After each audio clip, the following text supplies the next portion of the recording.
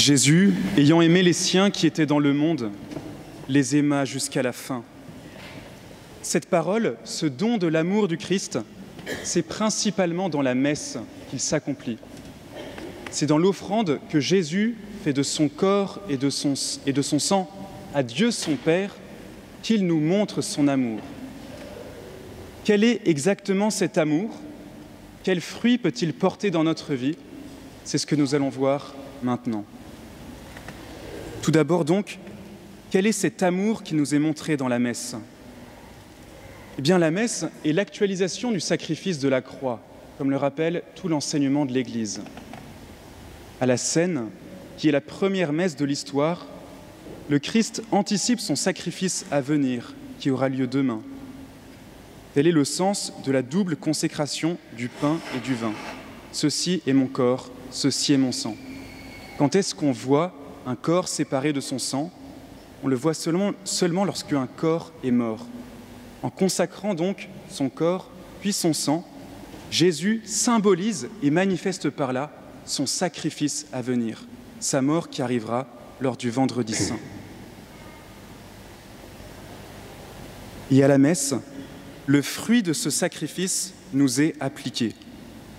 Ordinairement, voyez-vous, Dieu ne dispense pas ses grâces au hasard, au gré du vent. Non, il passe par des cérémonies, par des rites, par lesquels il nous donne sa grâce.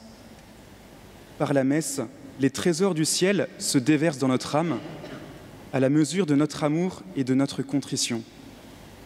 Et telle est bien une des significations du lavement des pieds qui symbolise la purification de notre âme que vient réaliser le Seigneur. Avec son symbolisme inimitable, saint Jean complète les évangiles synoptiques en présentant la Sainte Seine comme une purification. En effet, ce geste du lavement des pieds n'est pas seulement un geste d'humilité et de charité fraternelle, c'est encore une prophétie de la passion et du salut qu'elle nous apporte. Pourquoi? Eh bien parce qu'en prenant la condition de serviteur, le Christ par là symbolise qu'il est le serviteur. Et pour les Juifs, cela était évident, cela renvoyait au serviteur souffrant d'Isaïe. Lorsque le Christ lave les pieds de ses apôtres, il se manifeste comme le serviteur souffrant qui vient apporter la rédemption à ses disciples. Voilà ce que prophétisait Isaïe. Voici que mon serviteur prospérera, il grandira, il sera exalté, souverainement élevé. Il a été transpercé à cause de nos péchés, broyé à cause de nos iniquités. Le châtiment qui nous donne la paix a été sur lui, et c'est par ses meurtrissures que nous sommes guéris. Oui, par le lavement des pieds, notre Seigneur se manifeste comme notre Rédempteur, celui qui nous apporte la purification dont nos cœurs ont besoin. Que peut-on en retenir? Eh bien, soyons sûrs qu'à chaque messe, notre Seigneur vient laver glorieusement nos iniquités, balayer nos souillures, nous rendre dignes du festin du ciel, nous qui étions incapables de rien et séparés du Seigneur. La messe nous permet de quitter les ténèbres et l'ombre de la mort et d'accéder à la gloire du ciel. Voilà pourquoi ce soir, elle est célébrée comme une fête en ornements blancs, au son des cloches, l'autel orné de fleurs. Oui, en ce jeudi saint, demandons au Seigneur de nous émerveiller davantage de son œuvre de salut, dont nous participons à chaque messe, et de lui donner la place qui lui revient dans nos cœurs et nos loisirs. Comme le chantait l'introïte, « Nos autem gloriari oportet in cruce Domini nostri Jesu Christi ». Il nous faut nous glorifier, nous réjouir de la croix du Sauveur, rendue présente à chaque messe. Je ne saurais trop vous recommander de vous préparer à chaque messe en lisant l'Évangile qui sera proclamé, afin d'en faire la nourriture de votre prière et de disposer votre âme à toutes les grâces que le Seigneur veut y répandre. Mais avançons davantage dans ce mystère. Comment peut-on participer à la messe en lui laissant dans notre âme porter tout son fruit? L'Évangile de Saint Jean, parmi de nombreuses lectures possibles, cache encore un enseignement d'une profondeur fantastique. Le lavement des pieds nous invite non seulement à recevoir le bénéfice de la croix, mais encore à y participer activement. En effet, le lavement des pieds est un rite éminemment sacerdotal. En effet, tout grand prêtre devait se purifier avant d'entrer dans le temple ou de monter à l'autel. Le grand prêtre devait être lavé dans une vaste piscine qu'on appelait la mer d'Airain, située devant le temple, avant d'offrir des sacrifices. C'est ce que rapporte le livre de l'Exode au chapitre 30. L'Éternel parla ainsi à Moïse : « Tu feras une cuve d'airain, avec sa base d'airain pour les ablutions. Tu la placeras entre la tente du rendez-vous et l'autel. Tu y mettras de l'eau, avec laquelle Aaron et ses fils laveront leurs mains et leurs pieds.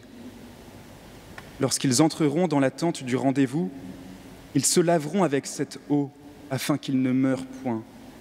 Et aussi, lorsqu'ils s'approcheront de l'autel pour faire le service et pour offrir des sacrifices à l'Éternel. » Voyez, loin d'un humanisme horizontal, loin d'une fraternité anthropocentrique, le lavement des pieds comprend une sacralité et une profondeur impressionnantes.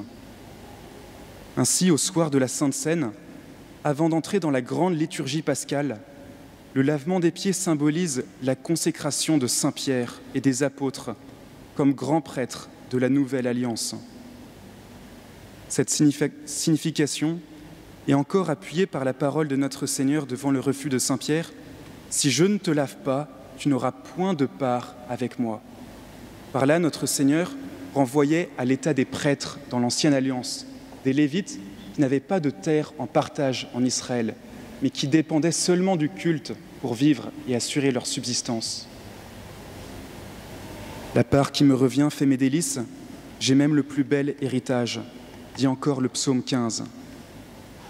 Ici donc, le Seigneur invite Saint Pierre à devenir prêtre, à tout quitter pour le suivre, à se faire ministre du véritable souverain prêtre qui est Jésus-Christ. Que peut-on en retenir ? Eh bien, le lavement des pieds nous invite à participer nous aussi au sacrifice du Christ. Certes, nous n'avons pas tous reçu le ministère sacerdotal, mais nous avons tous reçu le baptême. Et si nous sommes catéchumènes, nous le recevrons très bientôt. Et partant, nous avons tous reçu le sacerdoce baptismal. Or, tout baptisé est invité à associer ses peines et ses sacrifices au sacrifice de la croix. C'est ce que saint Pierre enseignera plus tard aux Romains. « Je vous exhorte donc, frères, par la miséricorde de Dieu, à offrir vos corps en sacrifice vivant, saint, agréable à Dieu. » Par le caractère baptismal imprimé dans notre âme au jour du baptême, nous devenons tous prêtres et appelés à offrir notre vie en sacrifice à Dieu le Père. Cette offrande sacerdotale, c'est à la messe que nous pouvons la vivre. La messe, en actualisant le sacrifice de la croix, permet à chacun d'entre nous d'y joindre son offrande. En rendant présent le sacrifice du Seigneur Jésus, elle donne à l'Église, son corps, la possibilité d'y compléter ce qui manque à la passion du Christ. Le sacrifice de la messe permet d'offrir nos vies au Christ en réparation de nos péchés et de ceux du monde entier. Et c'est une nouvelle fantastique. Vous voyez, la messe, pour prendre une autre image, c'est comme une pierre philosophale qui change le plomb de nos existences, souvent ternes, souvent pénibles, en or divin de la charité et de la rédemption. Nos échecs, nos frustrations, nos peines et nos deuils, tout ce poids et cette pesanteur peuvent être transformés en offrandes qui rachètent ce monde. Tout ce qui nous est pénible, tout ce que nous portons généralement en maugréant et en traînant des pieds, tout ce qui nous arrive d'incompréhensible, nous pouvons rituellement l'offrir au Seigneur pour qu'il le transfigure. La messe fait de nos vies un autel, au lieu d'y voir parfois un tombeau.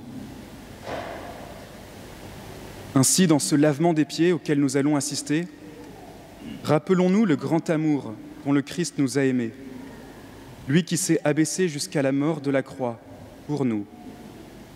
Demandons-lui de venir nous purifier tout entier par les mérites de sa douloureuse passion, afin que nous resplendissions de la sainteté qu'il veut nous donner. Aussi, offrons-nous tout entier à lui dans cette messe et durant l'adoration au reposoir qui s'ensuivra. Présentons-lui nos joies et nos peines, consacrons nos vies pour sa gloire, unissons-les à son offrande royale. Consolons son cœur affligé de tiédeur, d'ingratitude et d'indifférence, en lui faisant l'hommage de nos vies. Alors le Seigneur nous associera à sa victoire et fera resplendir son œuvre sur toute la terre. Au nom du Père, du Fils et du Saint-Esprit. Amen.